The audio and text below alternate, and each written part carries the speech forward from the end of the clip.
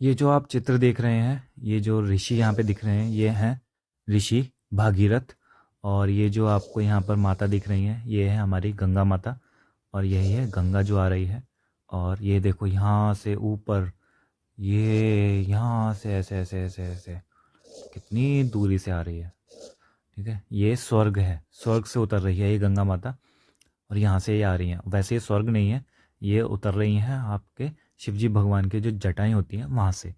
अब ये कैसे आ रही हैं, इसी कहानी में ये बताया गया है। और इस चैप्टर का नाम है कुल्लू कल्लू कुमार की ऊनाकोटी।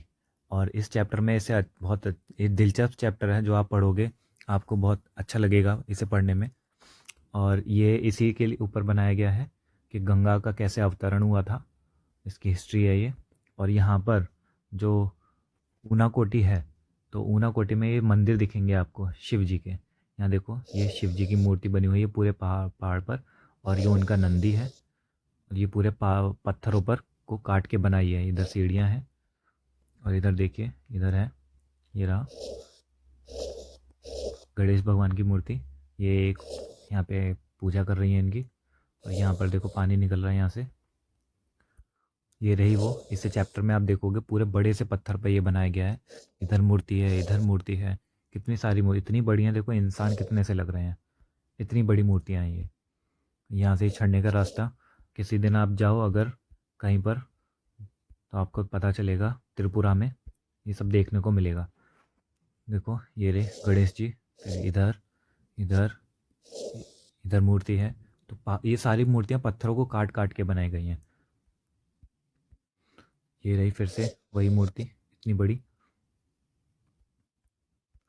देखो यहाँ पर ये बनी हुई है, इधर भी बनी हुई है। बहुत जगह मिल जाएंगी आपको पूरे यहाँ पर ऊनाकोटी में। यहाँ पर 1 करोड़ से एक कम मूर्तियाँ हैं। ये हमारे पाठ का चित्र है, जो लेखक है वो यहाँ पे वीडियो बना रहा है, तो इसे देख रहा है। और ये हमारे लेखक हैं जिन्होंने इसे लिखा है, कल्लू कुमार की ऊनाकोटी, इन्हीं की याद पर बनाया गया है ये। और ये जिस बुक में है वो है संचयन, हमारी 9वीं क्लास की संचयन है, उसमें से सारा ये लिया गया है। तो ये इस चैप्टर को पढ़ने पर हमें क्या क्या सीख मिलेगी, ये तो आप जब चैप्टर पढ़ोगे जब भी पता चलेगा। तो एंड में बताते हैं, बस ये ध्यान रखना, ये कहानी है पूरे एक लेखक ने अपने बारे में बताया है, अपनी कहानी के बारे में बताया कि कैसा उसे लगा, कैसा उसका मनोरंजन था, सफ़र था जो उसने यहाँ पे बताया गया है। तो चलिए इसे शुरू करते हैं बिना कहीं देरी के। आज हम पढ़ने जा रहे हैं कुल्लू कुम्हार की ऊनाकोटी।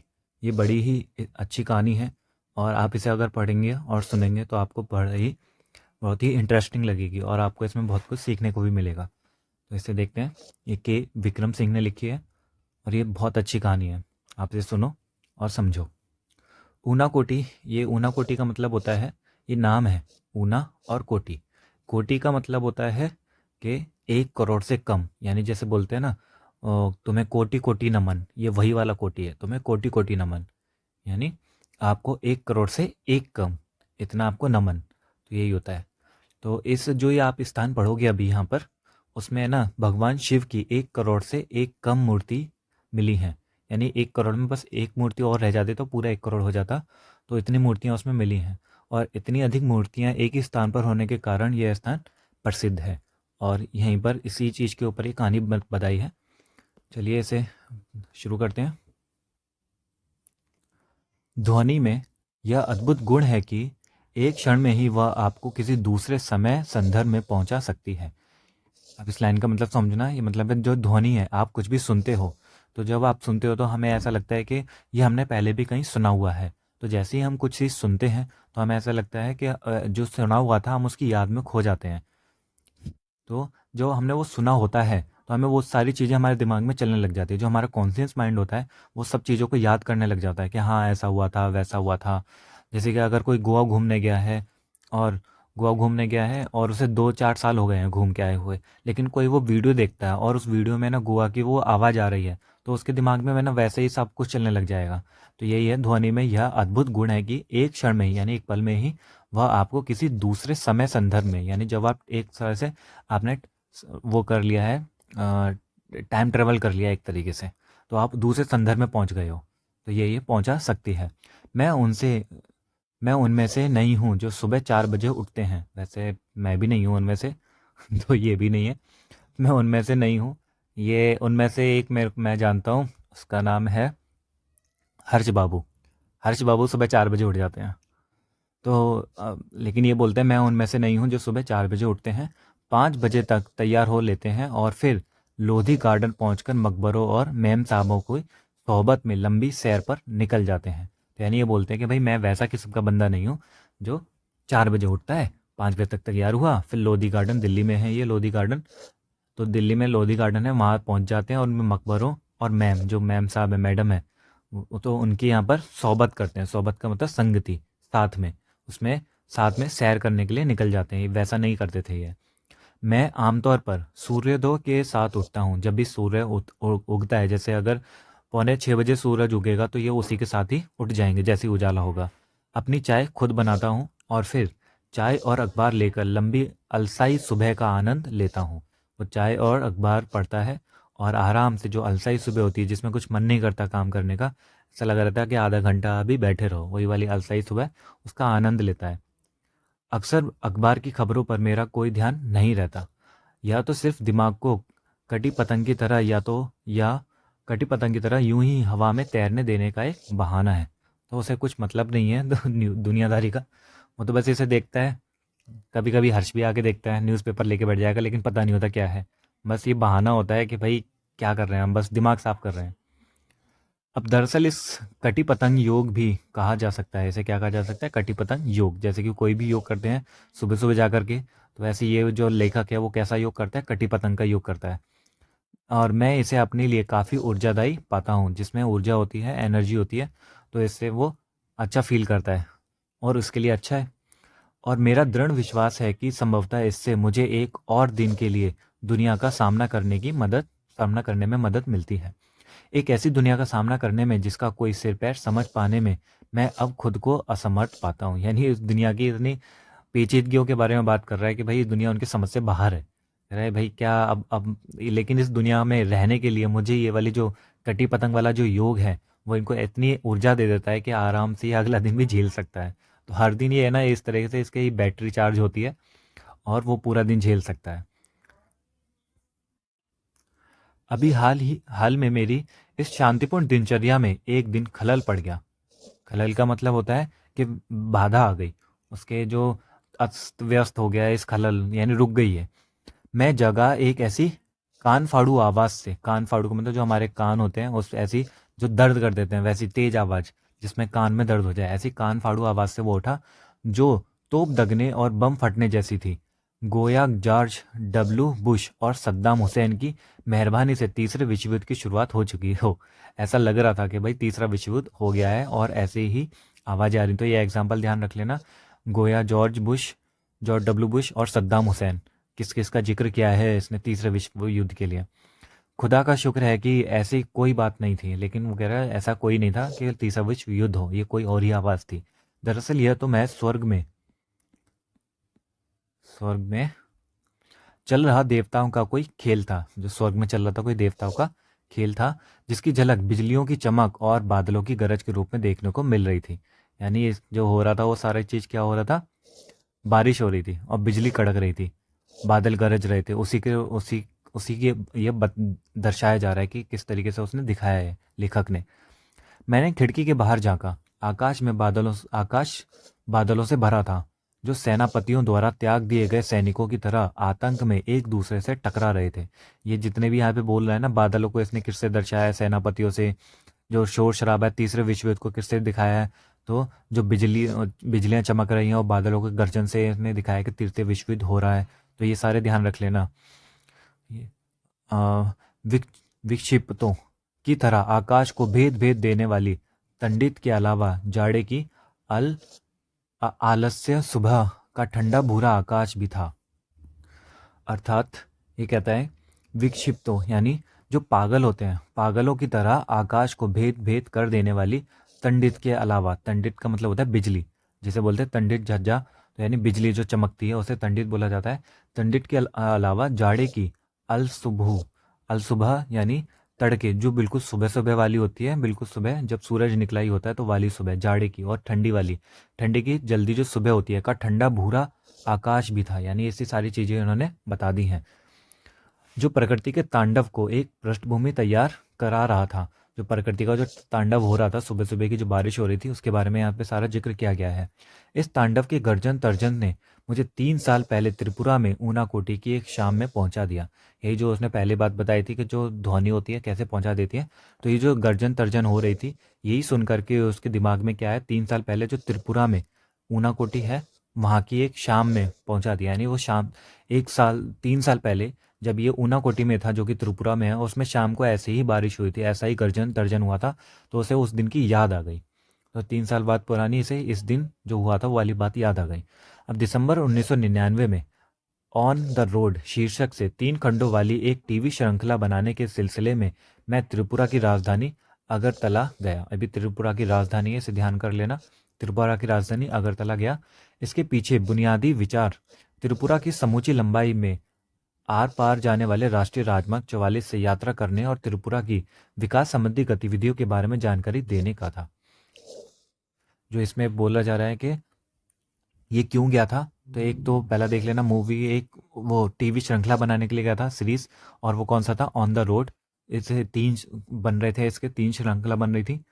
और इसके बाद बुनियादी विचार जो था, इसमें जो बुनियादी विचार था, यानी मेन जो थीम थी इसकी, वो क्या था, त्रिपुरा की समूची लंबाई में आर पार जाने वाली राष्ट्रीय राजमार्ग 44 से यात्रा करना। यानी जो इसका मतलब था कि राष्ट्रीय राजमार्ग 44 पे इसको घूमना था, ये था जो। और जो त्रिपुरा की पूरी लंबाई के वो बीच में आर पार जा सकता था, जैसे ये त्रिपुरा है तो ऐसे निकल रहा है वो आर पार, तो ये राष्ट्रीय राजमार्ग 44 है जो इधर जा रहा है, तो इसको इस पे घूमना था। दूसरा, त्रिपुरा की विकास संबंधी गतिविधियों के बारे में जानकारी देने का था। तो 2 काम हो गए इसके। वो जो बुनियादी विचार था वो क्या था, पहला त्रिपुरा की समूची लंबाई में आर पार जाने वाले राष्ट्रीय राजमार्ग 44 से यात्रा करना, और दूसरा था त्रिपुरा की विकास संबंधी गतिविधियों के बारे में जानकारी देना। ये 2 विचार थे, ठीक है। और उसे सबसे पहला जो इसके लिए क्या यहाँ पे क्या था, इसे आप तीसरा मान सकते हो, ऑन द रोड सीरीज बनाना था उसे। अब त्रिपुरा भारत का सबसे छोटे राज्यों में से एक है। त्रिपुरा जो है भारत के सबसे छोटे राज्यों में से एक है। 34% से ज़्यादा है कि इसकी जनसंख्या वृद्धि दर भी खासी ऊंची है। 3 तरफ से यह बांग्लादेश से घिरा हुआ है, ठीक है। और शेष भारत के साथ इसका दुर्गम जुड़ाव उत्तर पूर्वी सीमा से सटे मिजोरम और असम के द्वारा बनता है। जो पहले तो 3 तरफ से बांग्लादेश से घिर गया, फिर जो शेष है इसका तो वो भारत के साथ है। भारत के साथ भी एक दुर्गम जुड़ा है, वो भी किससे, मिजोरम और असम से, इन दोनों से है। सोनामुरा, बोल, बेलोनिया, सबरूम और कैलाश शहर जैसे त्रिपुरा के ज़्यादातर महत्वपूर्ण शहर बांग्लादेश के साथ इसकी सीमा के करीब हैं। तो बांग्लादेश के साथ जो शहर हैं इसके वो बताए गए हैं, कौन कौन से, सोनामुरा, बेलोनिया, सबरूम और कैलाश शहर। ये सब शहर किसके साथ लगे हुए थे, बांग्लादेश की सीमा के साथ। यहाँ तक कि अगरतला भी सीमा चौकी में महज 2 किलोमीटर पर है। बांग्लादेश से लोगों की अवैध आवाग यहाँ जबरदस्त है। यानी जो आना जाना है, अवैध आना जाना यहाँ बना रहता है। ये न्यूज़ में भी चलता रहता है कि बांग्लादेश से यहाँ पर अवैध लोग आ रहे हैं, तो वही है, यहाँ पे बना रहता है। इसे यहाँ सामाजिक स्वीकृति भी हासिल है कि भाई तुम आ जाओ, ठीक है, आ जाओ, रह लो, हमारा ही देश है। यहाँ की असाधारण जनसंख्या वृद्धि का मुख्य कारण यही है, जो जनसंख्या वृद्धि हो रही है यहाँ पर, और वो इसी कारण से हो रही है कि अवैध आवास लगा रहता है। असम और पश्चिम बंगाल से भी लोगों का प्रवास यहाँ होता है। कुल मिलाकर बाहरी लोगों की भारी आवाक ने जनसंख्या संतुलन को स्थानीय आदिवासियों के खिलाफ ला खड़ा किया है। जैसे कि हमने हिस्ट्री में पढ़ा था, जो एसटी लोग हैं, जो शेड्यूल ट्राइब्स होते हैं, या फिर जो कि ट्राइब्स लोग होते हैं, जो आदिवासी लोग होते हैं, जंगलों में रहते हैं, तो जब ज़्यादा जनसंख्या यहाँ पर आ रही है तो वो जंगल साफ करेंगे, और जो वहाँ पे पहले से स्थानीय आदिवासी थे उनको लिए ये मुसीबत का सामना हो जाता है। तो यही है, उनके खिलाफ ला खड़ा किया है। ये त्रिपुरा में आदिवासी असंतोष का मुख्य वजह है। अब पूछा जा सकता है, अब पूछा जाएगा एक प्रश्न कि त्रिपुरा में आदिवासी असंतोष की मुख्य वजह क्या है, तो यही है, जो अवैध आवाक है, और वो कहाँ से है, बांग्लादेश के साथ, बांग्लादेश से, और जो कुछ कुछ लोग असम और पश्चिम बंगाल से भी आते हैं। ये अंदरूनी है और वो भारी है। पहले 3 दिनों में मैंने अगरतला और उसके इर्द गिर्द शूटिंग की, जो कभी मंदिरों और महलों के शहर के रूप में जाना जाता था। ये जो अगरतला है, यहाँ की बात बता रहा है कि इसके इर्द गिर्द शूटिंग करी थी, और ये क्या किस बारे में जाना जाता था? मंदिर और महलों का शहर। उज्जैन महल अगरतला का मुख्य महल है। जो मुख्य महल है वो कौन सा है? उज्जैन महल, जिसमें अब वहाँ की राज्य विधानसभा बैठती है। तो जो राज्य विधानसभा है वहाँ पे, वो किस में बैठती है? उज्जैन महल में बैठती है। राजाओं से आम जनता को हुए सत्ता हस्तांतरण को यह महल अब नाटकीय रूप से प्रतीकित करता है। जो सत्ता हस्तांतरण होता है, जैसे कि जो पहले राजा थे वहाँ के त्रिपुरा के, तो वहाँ से राजा हटा दिए गए और सारी जनता, जो सारी सत्ता थी, जो पावर थी, वो जनता के हाथ में आ गई, यानी डेमोक्रेसी आ गई। यहाँ पर जितने भी लोग थे, अब लोग चुनेंगे, और जो लोग चुने जाएंगे वो कहाँ पर बैठेंगे? विधानसभा में बैठ करके डिसीजन लेंगे। तो जो डिसीजन मेकर्स थे वो विधानसभा में बैठते थे। इसलिए जो राजा से जो सत्ता हस्तांतरण हुआ, जो शक्ति का बट उधर से दूसरे हाथों में चली गई, ठीक है, एक व्यक्ति के हाथ से दूसरे व्यक्ति के हाथ में जो चीज जाती है तो उसे हस्तांतरण कहते हैं। तो ये महल का भी ऐसे हस्तांतरण हुआ था, और ये महल जो था वो नाटकीय रूप से प्रतीकित करता है। प्रतीकित का मतलब होता है अभिव्यक्त करता है, यानी उसे दर्शाता है ये चीज अभी भी।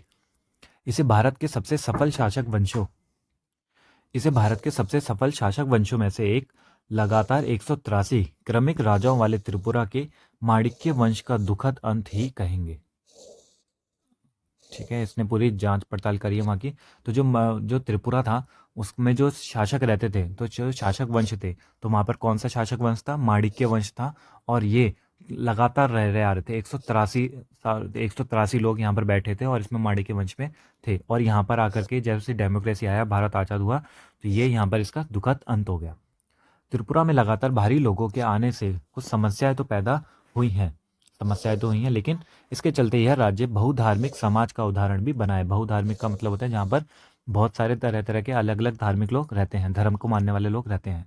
त्रिपुरा में 19 अनुसूचित जनजातियां और विश्व के चारों बड़े धर्मों का प्रतिनिधित्व मौजूद है। जो चारों बड़े धर्म हैं वो भी यहाँ लोग रहते हैं, और 19 अनुसूचित जनजातियां रहती हैं, एसटी, अनुसूचित जनजाति, शेड्यूल्ड ट्राइब्स रहती हैं यहाँ पर। अगरतला के बाहरी हिस्से पेचारथल में मैंने एक सुंदर बौद्ध मंदिर देखा। तो अगरतला के बाहरी क्षेत्र में इसने कहा क्या देखा? बौद्ध मंदिर देखा। पूछने पर मुझे बताया गया कि त्रिपुरा के 19 कबीलों में से 2, यानी चकमा और मुग, महायानी बौद्ध हैं। जो बौद्ध होते हैं, बौद्ध 2 बट गए थे, महायान और हीनयान। तो बाद में जब ये बौद्ध बट गए थे, 2 में बटे थे, महायान और हीनयान में। महायान वो बोले गए जो जिन्होंने नई परंपरा को स्वीकार किया, और हीनयान वो बोले गए जो जैसे पहले चलते हुए आ रहे थे। जैसे समझ लो ये बुद्ध धर्म शुरू हुआ है, यहाँ से बुद्ध शुरू हुआ है, यहाँ से फिर 2 शाखाएं चली गई बाद में। यहाँ पर हो गए महा और दूसरे हो गए हीन। तो जो महा थे ये नए बन गए, जो हीन थे वो पुराने ही परंपरा ही अपना रहे थे। और इन्हें हीन इसलिए कहा गया क्योंकि जो इनकी संख्या थी वो कम थी, और जो महा इसलिए बोला गया क्योंकि इनकी जो संख्या थी इसमें बहुत सारे लोग आ गए थे, इसलिए इन्हें महा बोला गया, महायान बोला गया। तो यही था। और जो मंदिर बनवाए गए थे, तो इसमें भी मंदिर महायानियों ने बनवाए थे। और जो मंदिर बनवाए थे महायान में, इसमें जो बुद्ध थे उनकी प्रतिमाओं को ना एक इंसानी रूप दिया गया था। लेकिन जो हीनयान थे वो इन पे इंसानी रूप नहीं दिया था। इसमें सिर्फ ये बताया गया था कि जो उनके अवशेष हैं या उनके जो जितने भी चिन्ह वगैरह हैं उनकी पूजा की जाती थी। लेकिन महायान में उनकी मूर्तियों का निर्माण किया जाने लगा। तो यही है महायान। चकमा के में क्या हुआ था, 1 मिनट में इसे इरेज कर देता हूँ।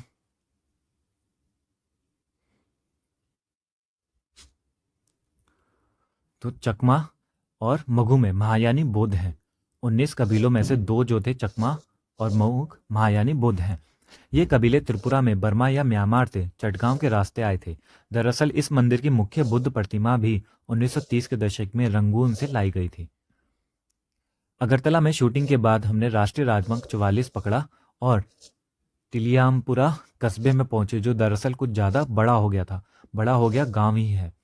यहाँ मेरी मुलाकात हेमंत कुमार जमातिया से हुई, जो यहाँ के एक प्रसिद्ध लोक गायक हैं, और जो 1996 में संगीत नाटक अकादमी द्वारा पुरस्कृत भी हो चुके हैं। हेमंत कोक बारोक बोली में गाते हैं। हेमंत किस बोली में गाते हैं? कोक बारोक बोली में गाते हैं, और जो त्रिपुरा की कबीलाई बोलियों में से एक है। कबीलाई यानी जो कबीले की बोली होती है, वो उसकी बोली है ये। जवानी के दिनों में वे पीपल्स लिबरेशन ऑर्गेनाइजेशन के कार्यकर्ता थे। ये एक ऑर्गेनाइजेशन है, संगठन है, यह संगठन है, उसके कार्यकर्ता भी थे। लेकिन जब उनसे मेरी मुलाकात हुई तब वे हथियारबंद संघर्ष का रास्ता छोड़ चुके थे और चुनाव लड़ने के बाद जिला परिषद के सदस्य बन गए थे। चुनाव लड़ा उन्होंने और इसको छोड़ दिया, क्योंकि जब इनको ये इसलिए होता था, सरकार ने इन्हें समझाया कि भाई आप है ना ऐसे मत करो, अगर आपको करना है तो ये डेमोक्रेसी वाला रास्ता अपनाओ। तो इसलिए इन्होंने चुनाव लड़ा और खड़े हुए और जो जो चाहते थे वो सब इन्होंने किया। जिला परिषद ने हमारी शूटिंग यूनिट के लिए एक भोज का आयोजन किया, यानी खाने का आयोजन किया, पार्टी शार्टी रखी इन्होंने। और यह एक सीधा साधा खाना था जिसे सम्मान और लगाव के साथ परोसा गया था। यानी इसमें वैसा कुछ नहीं था तड़क भड़क वाला, बस सीधा साधा खाना था यहाँ पर। भारत की मुख्य धारा में आई मुंहजोर और दिखावेबाज संस्कृति ने, जो भारत की जो मुख्य धारा में एक नई संस्कृति आ रही थी, वो कौन सी थी? मुंहजोर और दिखावेबाज। ये नई संस्कृति है जिसे पश्चिमी की संस्कृति बोला जाता है, जब सब दिखावा लगता है सबको, वह हर किसी को बस दिखाना है। जैसे कुछ कोई खाने जा रहा है तो फोटो लेगा, कोई घूमने जा रहा है तो फोटो लेगा, फेसबुक पे डालेगा, इंस्टाग्राम पे डालेगा, तो वो दिखावेबाजी वाली संस्कृति है। तो यही मुंहजोर और दिखावेबाज संस्कृति ने अभी त्रिपुरा के जनजीवन को नष्ट नहीं किया था, यही बात कहा जा रहा है। तो ये जो पश्चिमी संस्कृति है जो हमारी नहीं है, तो हमारे लिए नहीं बोल रहा मैं कि हमारे लिए नहीं है, ये जो हमारी नहीं है पश्चिमी संस्कृति, उसने यहाँ त्रिपुरा को अभी ज़्यादा मुश्किल पे नहीं डाला था, इसका जनजीवन इसने नष्ट नहीं किया था।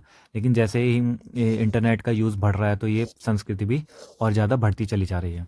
और भारत की मुख्य धारा में इसलिए बोला है क्योंकि एक मेन स्ट्रीम होती है जिसमें सभी लोग चलते हैं आपस में, जैसे जो समाज बदल रहा है उसी के हिसाब से चले जाते हैं। तो यही मुख्य धारा। और जो हमारा कबीलाई समाज होता है, जो जनजातीय समाज होता है, वो इस मुख्य धारा में नहीं जुड़ता क्योंकि उनकी अलग ही मुख्य धारा चल रही होती है। लेकिन जो ये जो मुंह जोर और दिखावेबाज संस्कृति है वो उसको इस मुख्य धारा को घेर लिया है। लेकिन अभी तक जो हमारी उनकी जो कबीलाई लोग थे उनकी संस्कृति में अभी ऐसा कुछ हस्तक्षेप नहीं हुआ। अब भोज के बाद मैंने हेमंत कुमार जमातिया से एक गीत सुनाने का अनुरोध किया और उन्होंने अपनी धरती पर बहती शक्तिशाली नदियों, ताजगी भरी हवाओं और शांति का एक गीत गाया। त्रिपुरा में संगीत की जड़ें काफ़ी गहरी प्रतीत होती हैं। गौरतलब है कि बॉलीवुड के सबसे मौलिक संगीतकारों में से एक S.D. बर्मन त्रिपुरा से ही आए थे। S.D. बर्मन का नाम किसी ने नहीं सुना हो तो वो याद कर लें, बहुत अच्छे संगीतकार थे ये बॉलीवुड के, और ये त्रिपुरा से ही थे। दरअसल वे त्रिपुरा के राज परिवार के उत्तराधिकारियों में से थे। टिलियामुरा शहर के वार्ड नंबर 3 में मेरी मुलाकात एक और गायक मंजू श्री दास से हुई। श्रीदास मोचियों के एक समुदाय का था जो उसका काम करता है जूते वूते बनाने का, उसे मोची बोलते हैं, चमड़े का जो काम करता है। और मोचियों के समुदाय का नाम है ऋषिदास, मोचियों के एक समुदाय का नाम है। लेकिन जूते बनाने के अलावा इस समुदाय के कुछ लोगों की विशेषज्ञता थाप वाले वाद्यों जैसे तबला और ढोल के निर्माण और उनके मरम्मत के काम में भी है। क्योंकि वो मोचियों का मतलब सिर्फ जूता नहीं होता, मोची का मतलब होता है चमड़ा। चमड़े का बनाने का काम वाले को मोची बोलते हैं, जो चमड़े का काम करते हैं, और उसी को बोला जाता है ऋषिदास। तो ये जितने भी मोची के काम करने वाले उस जगह पे रहते थे उनको ऋषिदास बोला जाता है, यानी ऋषि के जो दास हैं। ऐसे नाम पड़ा है। ऋषि मुनि जो होते थे उनके दास कहे जाते थे, तो उन उसी से बना दिया, इनको एक समुदाय बना दिया ऋषि दास।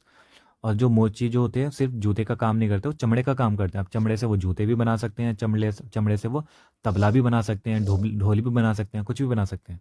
तो यही काम इनमें ज़्यादा था, तबला और ढोल वाला। मंजू ऋषिदास आकर्षक महिला थी और रेडियो कलाकार होने के अलावा नगर पंचायत में अपने वार्ड का प्रतिनिधित्व भी करती थी। वे निरक्षर थी, यानी वो पढ़ी लिखी नहीं थी, लेकिन अपने वार्ड की सबसे बड़ी आवश्यकता यानी स्वच्छ पेयजल के बारे में उन्हें पूरी जानकारी थी। यानी उन्हें पढ़ी लिखी नहीं थी, लेकिन उनमें इतना ज्ञान था उनके पास, और इनकी इतनी वैसा कॉमन सेंस था, मतलब समझदारी थी उनमें। पढ़ा लिखा और समझदारी में बहुत अंतर होता है। कई कई बार जो लोग पढ़े लिखे होते हैं लेकिन वो समझदार नहीं होते। तो ये पढ़ी लिखी नहीं थी लेकिन बहुत समझदार थी, और सबसे ज़्यादा उन पे किसका फोकस था? स्वच्छ पेयजल पे। उन्हें पता था ये समस्या कितनी बड़ी है। नगर पंचायत को वे अपने वार्ड में जल का पानी पहुंचाने और इसकी मुख्य गलियों में ईंटें बिछाने के लिए राजी कर चुकी थी। शहर डेवलपमेंट दिखाया जा रहा है यहाँ पे वार्ड का। हमारे लिए उन्होंने 2 गीत गाए। इसमें उनके पति ने शामिल होने की कोशिश की क्योंकि मैं उस समय उनके गाने की शूटिंग भी कर रहा था। गाने के बाद वे तुरंत एक गृहिणी की भूमिका में आ गई। गृहिणी का मतलब अपनी जो घर गृहस्थी वाली भूमिका होती है, बच्चे संभालना और खाना पीना बनाना, वैसा वाला अगर बच्चे हैं तो। और ये गृहिणी की भूमिका सिर्फ औरत ही नहीं निभाती, गृहिणी की भूमिका दोनों ही निभाते हैं, आदमी भी निभाते हैं और औरत भी निभाती है। लेकिन बस बताया यही जाता है कि गृहिणी की भूमिका, क्योंकि नाम ही गृहिणी है, उससे बना है गृह से बना है जो घर को संभालता है। और सिर्फ घर को औरत नहीं संभालती, आदमी भी संभालता है, तो गृहिणी दोनों होते हैं।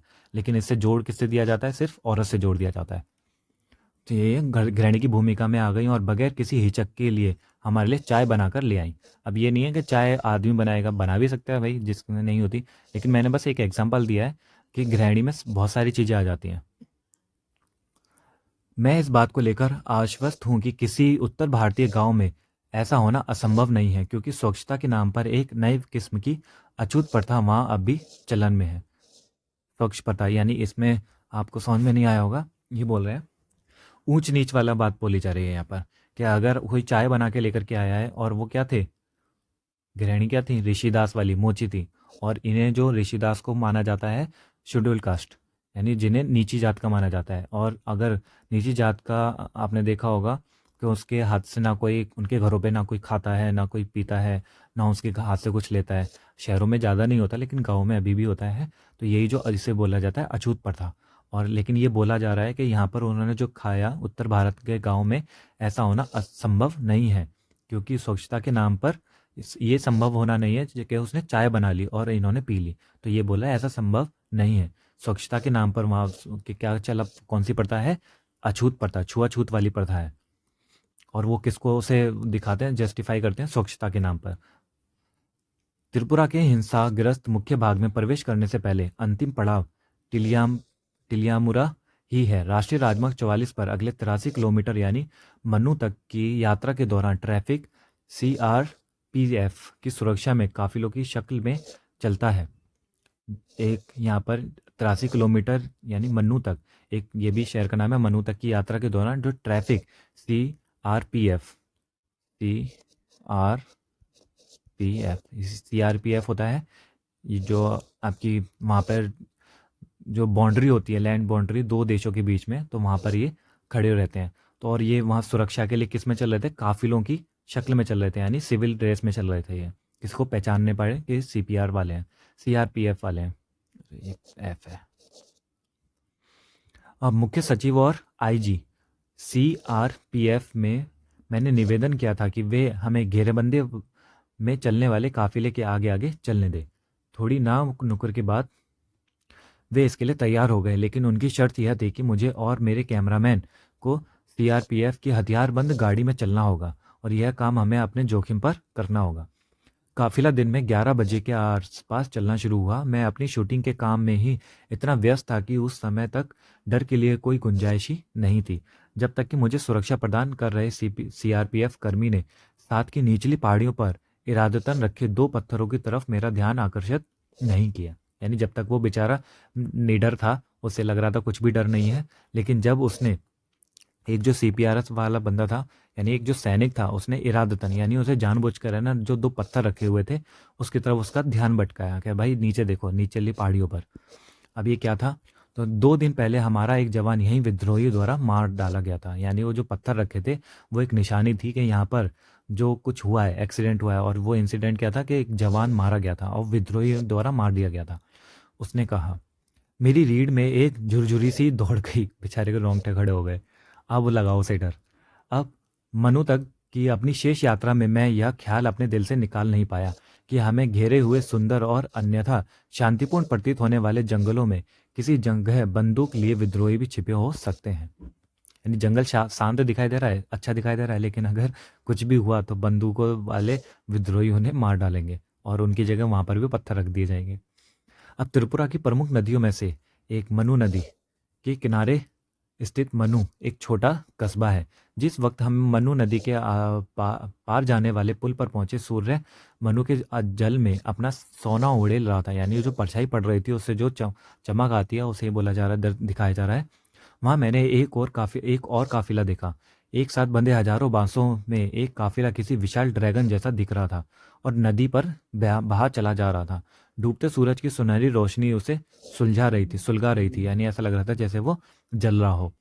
और हमारे काफिले को सुरक्षा दे रही CRPF की एक समूची कंपनी के उलट इसकी सुरक्षा का काम सिर्फ 4 व्यक्ति संभाल रहे थे। यानी जो पूरा ड्रैगन जैसा जो काफिला चल रहा था, जो दूसरा काफिला था, उसकी जो सुरक्षा का काम था वो कौन संभाल रहे थे? सिर्फ 4 व्यक्ति। और वो जो कैमरामैन था, जो ये लेखक जो लिख रहा है, उसकी सुरक्षा पूरी सीपीआरएफ की टीम संभाल रही थी। हम अब उत्तरी त्रिपुरा जिले में आ गए थे। यहाँ की लोकप्रिय घरेलू गतिविधियों में से एक है अगरबत्तियों के लिए बांस की पतली सीकें तैयार करना।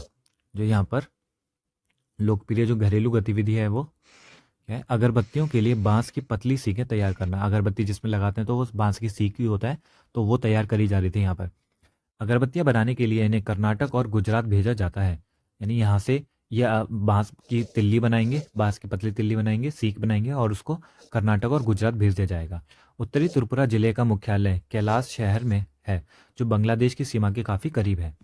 मैंने यहाँ के जिलाधिकारी से मुलाकात की, कलेक्टर से मुलाकात की, यही होते हैं आईएएस ऑफिसर, जिलाधिकारी, सिविल सर्वेंट। जो केरल से आए एक नौजवान निकले। और ये कहाँ से आए थे? केरल से आए थे। ये पोस्टिंग होती रहती है, अगर कहीं भी आप आईएएस जब बनते हो तो इंडिया में आपको कहीं भी पोस्ट किया जाता है। तो ये जो आईएएस बने थे वो केरल के थे और इन्हें यहाँ पर भेज दिया गया था कैलाश शहर में। और ये एक नौजवान थे। वे तेज तर्रार यानी बहुत तेज थे, तेज तर्रार थे, मिलनसार थे और चाय के दौरान उन्होंने मुझे बताया कि उन्होंने चाय के दौरान बताया कि टीपीएस का फुल फॉर्म है टरू पोटैटो सीड्स। यानी जो पोटैटो सीड्स हैं, एक नई किस्म के पोटैटो सीड्स हैं, बीज हैं पोटैटो के, और उसका नाम है टरू पोटैटो सीड्स की खेती को त्रिपुरा में खासकर उत्तरी जिले में किस तरह सफलता मिली है। यानी हर जो किसान हैं वो जो पुराने वाले बीज होते हैं उनको छोड़ करके जो नए बीज हैं टरू पोटैटो सीड्स उनको अपनाने लगा है और यहाँ पर सफलता भी मिली है। आलू की बुवाई के लिए आमतौर पर पारंपरिक आलू, पहला जो हमारा दिखा है आलू के जो बीज थे पारंपरिक जो पहले से चले आ रहे थे वो बीज, और जो अब नए तरह के बीज हैं उन्हें बोलते हैं टरू पोटैटो सीड्स।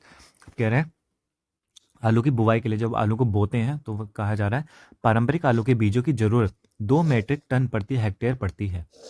अगर आप बीज बो रहे हो तो कितने बीजों की जरूरत पड़ेगी? 2 मीट्रिक टन प्रति हेक्टेयर। यानी अगर आप 1 हेक्टेयर में आलू की फसल बोते हो तो 2 मीट्रिक टन आपको बीज की जरूरत पड़ेगी।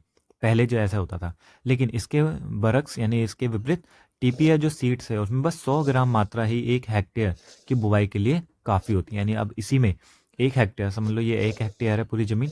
अब इस 1 हेक्टेयर में पुराने वाले बीज अगर उगाओगे आप पुराने तरीके से उगाओगे तो 2 मीट्रिक टन यहाँ पर 2 मीट्रिक टन यहाँ पर आपको जरूरत पड़ेगी बीज की। लेकिन अगर इसी में जो इसके बराबर है, इसी में बस 100 ग्राम, बताओ ये कितना, 2 मीट्रिक टन और ये 100 ग्राम, कितना डिफरेंस है इसमें। तो इसमें कह रहा है कि बस इतने ही बीजों की जरूरत पड़ेगी, ध्यान रख लेना। त्रिपुरा में टीपीएस का निर्यात अब ना सिर्फ असम, मिजोरम और नागालैंड और अरुणाचल प्रदेश को बल्कि बांग्लादेश, मलेशिया और वियतनाम को भी किया जा रहा है। यानी जो त्रिपुरा है वो टीपीएस का निर्यात भी कर रहा है और वो हमारे देश के अंदर हमारे दूसरे राज्य हैं असम, मिजोरम, नागालैंड और अरुणाचल प्रदेश के साथ साथ जो विदेश हैं जैसे बांग्लादेश, मलेशिया और वियतनाम, यहाँ पर भी किया जा रहा है। कलेक्टर ने अपने एक अधिकारी को हमें मुराई गाँव ले जाने को कहा जहाँ टीपीएस की खेती की जाती थी। फिर जिलाधिकारी ने अचानक मुझसे पूछा, क्या आप ऊनाकोटी में शूटिंग करना पसंद करेंगे? यहाँ से शुरू होता है ऊनाकोटी। यह नाम मुझे कुछ जाना पहचाना सा लगा, लेकिन इसके बारे में मुझे कोई जानकारी नहीं थी। जिलाधिकारी ने आगे बताया कि यह भारत का सबसे बड़ा नहीं तो सबसे बड़े शैव तीर्थों में से एक है। ये भारत के क्या है? शैव तीर्थ, जो भगवान शिव की पूजा करते हैं और उन्हें शैव तीर्थ बोला जाता है, शैव बोला जाता है। और यहाँ पर जो विष्णु कह रहा हूँ, शंकर भगवान की जो तीर्थ यात्रा के लिए आते हैं, शंकर भगवान को देखने के लिए आते हैं, इसलिए उन्हें बोला जाता है शैव तीर्थ। संसार के इस हिस्से में जहाँ युगों से स्थानीय आदिवासी धर्म ही फलते फूलते रहे हैं, एक शैव तीर्थ, मतलब उसके मन में सवाल आ रहा है कि वो सोच रहा है कि संसार के इस हिस्से में, जैसे ये बिल्कुल कोने वाला हिस्सा है जहाँ युगों से स्थानीय आदिवासी धर्म, ये जो आदिवासी जो धर्म होते हैं, जो आदिवासी लोग होते हैं, उनके अलग धार्मिक मान्यताएं होती हैं, उनके अलग धर्म वगैरह होते हैं। तो कह रहा है वो धर्म होते हुए भी एक शैव धर्म कैसे आ गया यहाँ पर? ठीक है, शैव तीर्थ कैसे आ गया? जिलाधिकारी के लिए मेरी उत्सुकता स्पष्ट थी। अब यह जगह जंगल में काफ़ी भीतर है, हालांकि यहाँ से इसकी दूरी सिर्फ 9 किलोमीटर है, लेकिन जंगल में तो भीतर है, और जो ये वैसे तो बताया 9 किलोमीटर, लेकिन आप जंगल में अगर जाओगे ऐसे में तो बहुत ज़्यादा दूर लगेगा वो। अब तक मेरे ऊपर इस जगह का रंग चढ़ चुका था। टिलियापुरा टिलियामुरा से मनु तक की यात्रा कर लेने के बाद मैं खुद को ज़्यादा ज़्यादा साहसी भी महसूस करने लगा था। मतलब सोचा था भाई मैं यहाँ तक आ गया, मरा नहीं, तो अपने आप को साहसी समझ रहा था। मैंने कहा कि मैं निश्चय ही वहाँ जाना चाहूँगा, और यदि संभव हुआ तो इस जगह की शूटिंग करना भी मुझे अच्छा लगेगा। अगले दिन जिलाधिकारी ने सारे सुरक्षा इंतजाम किए, और यहाँ तक कि उनकी ऊनाकोटी में ही हमें लंच कराने का प्रस्ताव भी रखा, और सारे जिलाधिकारी ने ही इंतजाम कर दिए। वहाँ हम सुबह 9 बजे के आसपास पहुँच गए, लेकिन 1 घंटे तक हमें इंतजार करना पड़ा, क्योंकि खासे ऊंचे पहाड़ों से घिरी होने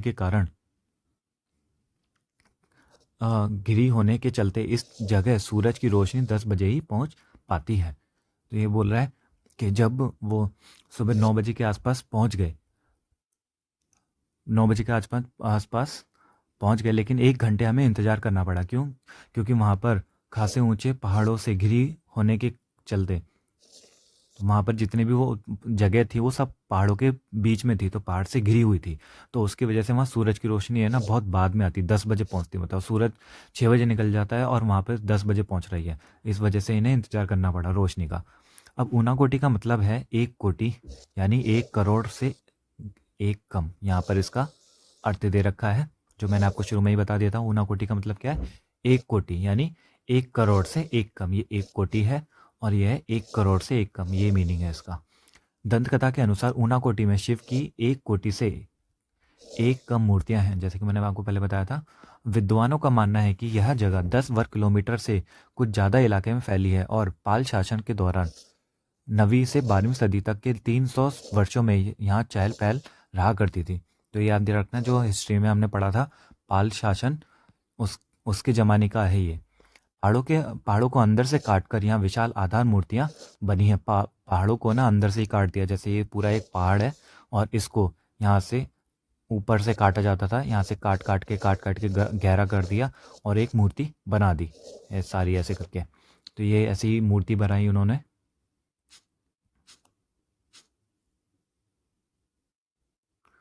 पहाड़ों को काट काट कर यहाँ विशाल आधार मूर्तियां बनी हैं। एक विशाल चट्टान ऋषि भागीरथ की प्रार्थना पर स्वर्ग से पृथ्वी पर गंगा के अवतरण के मिथक को चित्रित करती है। यानी जो यहाँ पर एक जो विशाल चट्टान बता रही है, यहाँ पे जो चट्टान है वो ऋषि भागीरथ की प्रार्थना पर है। प्रार्थना पर स्वर्ग से पृथ्वी पर गंगा के अवतरण के मिथक को चित्रित करती है। यानी ये मिथक का मतलब होता है किस्से कहानियाँ जो पता नहीं सच्चे हैं नहीं है। तो उस चीज़ को यहाँ पे दर्शाया गया है कि जो एक ऋषि भागीरथ थे, उन्होंने प्रार्थना करी थी कि गंगा को पृथ्वी पर लाने के लिए। तो यही चित्र यहाँ पर दिखाया गया है कि जो ऋषि हैं, वो ऋषि भागीरथ हैं, वो प्रार्थना कर रहे हैं कि जो गंगा है, गंगा नदी है, उसे स्वर्ग से ला करके, स्वर्ग से निकाल करके धरती पर भेज दो। तो उसका चित्र यहाँ पर बनाया गया है।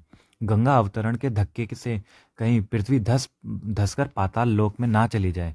अब गंगा जो अवतरण होगी, गंगा यहाँ पे उतरेगी स्वर्ग से, जब धरती पर आएगी तो इसके धक्के से, यानी जब इसको धक्का लगेगा तो पृथ्वी धंसकर पाताल लोक में ना चली जाए। लिहाजा शिव को इसके लिए तैयार किया गया।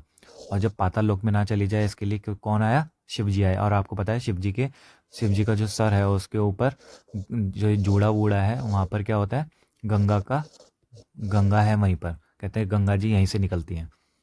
तो यही सारी चीज़ जो लोक कथा आपने भी पढ़ी होंगी, इसी चीज़ के बारे में बताया जा रहा है यहाँ पर। तो शिव के इसलिए तैयार किया गया कि वे गंगा को अपनी जटाओं में उलझा लें और इसके बाद इसे धीरे धीरे पृथ्वी पर बहने दें। अब शिव का चेहरा एक समूची चट्टान पर बना हुआ है, और उनकी जटाएं 2 पहाड़ों की चोटियों पर फैली हैं। भारत में शिव की यह सबसे बड़ी आधार मूर्ति है। शिव की यह सबसे बड़ी आधार मूर्ति है। पूरे साल बहने वाला एक जल प्रपात पहाड़ों से उतरता है, जिसे गंगा जितना ही पवित्र माना जाता है। जो वाटरफॉल है, ये इसके बारे में बताया जा रहा है। जलप्रपात है वो पहाड़ों से उतरता है और जिसे गंगा जितना ही पवित्र माना जाता है। यह पूरा इलाका ही शब्द देवी देवताओं की मूर्तियों से भरा पड़ा है। शब्द मतलब शब्द है, हर जगह है ना यहाँ पर बस देवी देवताओं की मूर्तियाँ हुई हैं। इन आधार मूर्तियों के निर्माता अभी चिन्हित नहीं किए जा सके, यानी इनका पता नहीं है कि कौन है इनका मूर्तियों का निर्माता। अब स्थानीय आदिवासियों का मानना है कि इन मूर्तियों का निर्माता कल्लू कुमार था। स्थानीय आदिवासी क्या कह रहे हैं? इन मूर्तियों का जो निर्माण किया है वो कौन है? कल्लू कुमार, जिसको हमारे पता है कल्लू कुमार की ऊना कोटी। तो कल्लू कुमार एक आदमी का नाम है और इसने क्या बनाया था, इसने ये सारी देवी देवताओं की मूर्तियां बनाई हैं। तो वैसे इसे पता नहीं है, लेकिन स्थानीय बोल रहे हैं आदिवासी, तो शायद सच होगा। वह पार्वती का भक्त था और शिव पार्वती के साथ उनके निवास कैलाश पर्वत पर जाना चाहता था। पार्वती के जोर देने पर शिव कल्लू को कैलाश ले चलने को तैयार हो गए। पार्वती के जोर देने पर जो शिव थे, कल्लू को कैलाश ले जाने पर तैयार हो गए, लेकिन कैलाश वो जगह जहाँ पर शिवजी भगवान रहते हैं। लेकिन इसके लिए शर्त यह रखी कि उसे एक रात में शिव की 1 कोटि मूर्तियां बनानी होंगी। बताओ भाई, शर्त क्या रखी, एक रात में शिव की 1 कोटि यानी 1 करोड़ से कम एक मूर्ति बनानी होंगी। कितना कठिन काम दे दिया है इनको। अब कुल्लू अपनी धुन के पक्के व्यक्ति की तरह इस काम में जुट गया, लेकिन जब भूर हुई तो मूर्तियां 1 कोटि से एक कम निकली। ठीक है, 1 कोटि से एक कम नहीं। कुल्लू नाम की इस मुसीबत से पीछा छुड़ाने पर अड़े शिव ने इसी बात को बहाना बनाते हुए कुल्लू कुमार को अपनी मूर्तियों के साथ ऊना कोटि में ही छोड़ दिया। कुल्लू कुमार को अपनी मूर्ति वो छोड़ दिया और चलते बने। बताओ, वो तो पीछा ही छुड़ा रहे थे। तो अब जब एक मूर्ति कम रह गई तो इसके लिए बोल दिया, भाई तुमने पूरी नहीं बनाई, अब तुम नहीं जा सकते।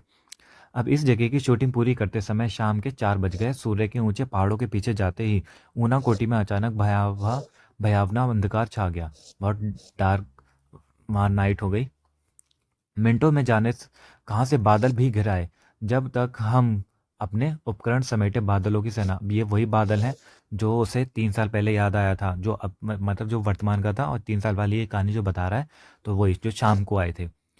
तो बादल घिर गए। बादल की सेना गर्जन तर्जन के साथ कहर बरपाने लगी। शिव का तांडव शुरू हो गया था, और जो कुछ कुछ वैसा ही था जैसा मैंने 3 साल बाद जाड़े की एक सुबह दिल्ली में देखा, और जिनसे मुझे एक बार फिर ऊनाकोटी पहुंचा दिया था।